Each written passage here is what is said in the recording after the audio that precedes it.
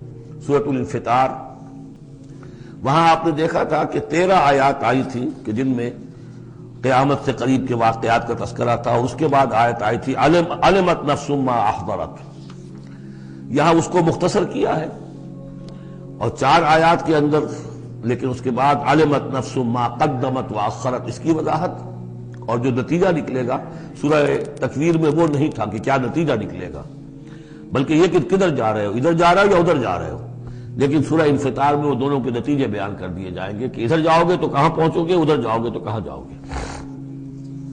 بسم اللہ الرحمن الرحیم، اذا السماء انفطرت، جب آسمان پھٹ جائے گا، وَإِذَا الْكَوَاكِبُ انتَثَرَتْ، اور جب کہ تارے بکھر جائیں گے، جھڑ جائیں گے، وَإِذَا الْبِحَارُ فُجِّرَتْ، اور جب سمندروں میں ابال آ جائے گا، وَإِذَا الْقُبُورُ بُعْثِرَتْ، اور جب قبریں تلپٹ کر دی جائیں گی، عَلِمَتْ نَفْسٌ مَا قَدَّمَتْ وَأَخَّرَتْ، ہر جان جان لے گی کہ اس نے کیا آگے بھیجا، کیا پیچھے چھوڑا، یا کس شے کو آگے کیا، کس کو پیچھے کیا۔ یہ دونوں الفاظ یہاں سمجھ لیجئے، بعد میں بھی آئیں گے۔ یہ ایک ہے کس شے کو آگے بھیجا، کس شے کو پیچھے چھوڑا، یہ ہم پہلے بھی پڑھ چکے ہیں۔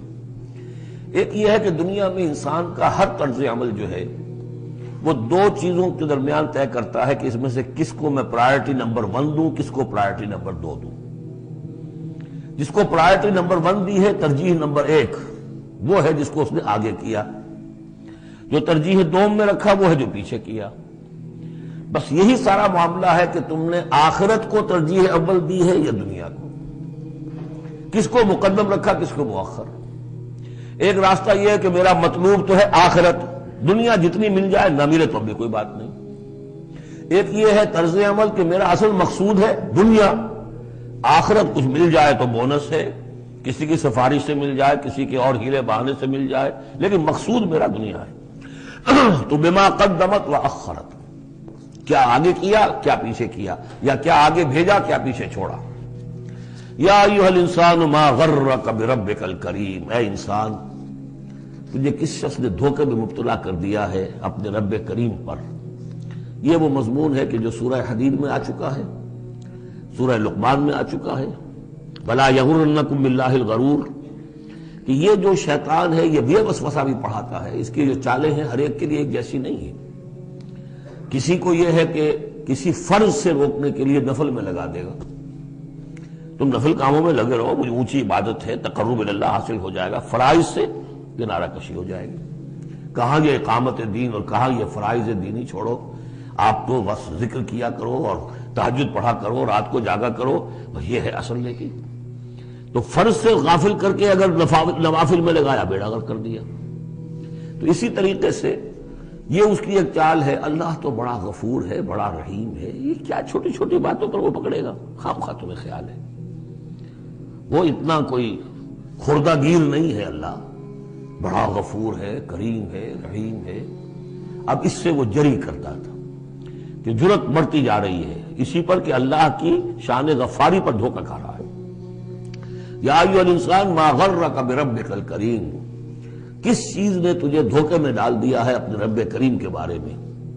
الذی خلقک فسواک فعدلک، جس نے تمہیں تخلیق کیا، پھر تمہارا تسویہ کیا، پھر تمہارے اندر اعتدال پیدا کیا، برابر کیا۔ عدلک، تمہارے قواعد جسمانی، قواعد نفسیاتی، ان سب میں ایک اعتدال پیدا کیا ہے۔ یہ عدل جو ہے یہ گویا کہ اس تخلیق کے اندر بھی مضمر ہے، انہیرنٹ ہے، اور اللہ تعالیٰ بھی عدل کرے گا تاکہ جو بھی گناہگار ہیں ان کو سزا دی جائے اور جو نیکوکار ہیں ان کو جزا دی جائے، یہ اس کا تقاضا ہے۔ لیکن تم در حقیقت اس کی شان غفاری کو ایمفیسائز کر کے اس پر زیادہ اس پر زور ڈال کر تم انکار کر رہے ہو۔ فی ای صورت ما شاء رکبک، پھر جس شکل میں اس نے چاہا ہے تمہیں ترکیب دے دیا، جوڑ دے دیا۔ کلا بل تکذبون بالدین، تم جزا و سزا کا انکار کر رہے ہو، در حقیقت اللہ کی شان غفاری کے قصیدے نہیں پڑھ رہے ہو، بلکہ یہ شان غفاری کے قصیدے پڑھنے کا مطلب کیا ہے کہ تم در حقیقت جزا و سزا کا انکار کرنا چاہتے ہو۔ عصیاں سے کبھی ہم نے کنارہ نہ کیا، لیکن تیری رحمت نے گوارا نہ کیا۔ ہم نے تو جہنم کی بہت کی تدبیر، اس کے بعد آتا ہے لیکن تیری رحمت نے گوارا نہ کیا۔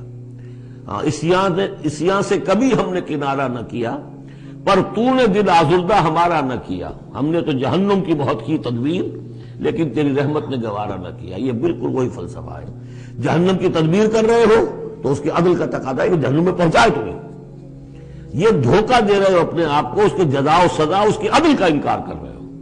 یہ ہے اصل میں صورتحال کی جو سمجھ لینے کی ضرورت ہے کہ اس نے تمہیں بنایا، اس کا تسویہ کیا، اس میں عدل پیدا کیا، توازن پیدا کیا، پھر تمہیں جس طرح چاہا جوڑ دیا۔ کسی کی ناک بڑی بنا دی، کسی کی آنکھیں بڑی بڑی بنا دی، جو چاہا اس نے کیا۔ آپ نے اپنے فیچرز خود تو چوز نہیں کیے ہیں کہ اپنی مرضی کے مطابق بنا دیے گئے ہیں، آپ کی مرضی کے مطابق۔ حضرت حسان ابن ثابت نے کہا ہے حضور کے بارے میں کہ کأنک خلقت کما تشاء، اے نبی ایسے معلوم ہوتا ہے کہ آپ کو تو پیدا کیا گیا جیسا کہ آپ نے چاہا۔ آپ کا حسن جو ہے وہ اپنی جگہ پر ایک شے تھی، وہ ایک اعجازی صورت ہے۔ ظاہر بات ہے انسانوں کو جو بھی ملتا ہے وہ تو اپنا، اس کے ان کا چوائس کوئی نہیں۔ فی ای صورت ما شاء رکبک، مختلف اجزاء کو جس صورت میں چاہ جوڑ دیا۔ کلا بل تکذبون بالدین، اصل بات کیا ہے کہ تم جزا و سزا کا اور عدل کا انکار کر رہے ہو۔ وَإِنَّ عَلَيْكُمْ لَحَافِظِينَ، جبکہ ہم نے تمہارے اوپر محافظ فرشتے بھیجے ہوئے ہیں۔ یہ تو پھر سب ایکسرسائز ان فیوٹیلٹی ہوئی، کائے کو ہم نے فرشتے بھیجے؟ خامخواہ تو دو دو سنتری تمہارے ساتھ ہم نے بٹھا رکھے کائے کے لیے؟ اگر جزا نہیں، سزا نہیں، پکڑ نہیں، محاسبہ نہیں، کچھ نہیں تو یہ کیا ہے؟ ہم نے کاہے کے لیے کیا؟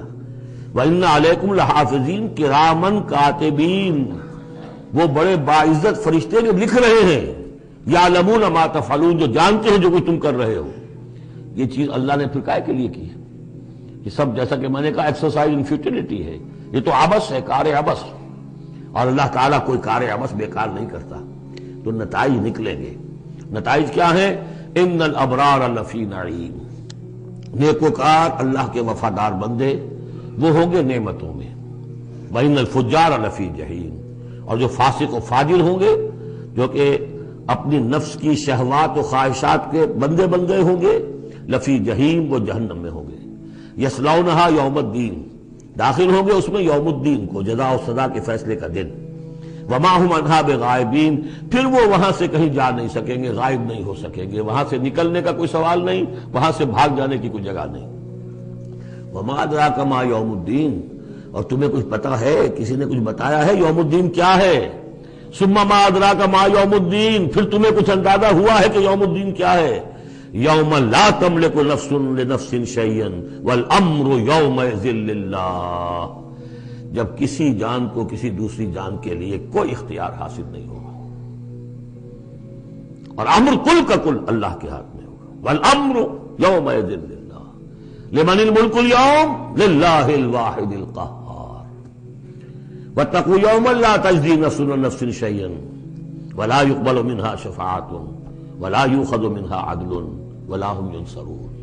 وہ دن جانتے ہو، وہ دن وما ادراک ما یوم الدین ثم ما ادراک ما یوم الدین یوم لا تملک نفس لنفس شیئا والامر یومئذ للہ۔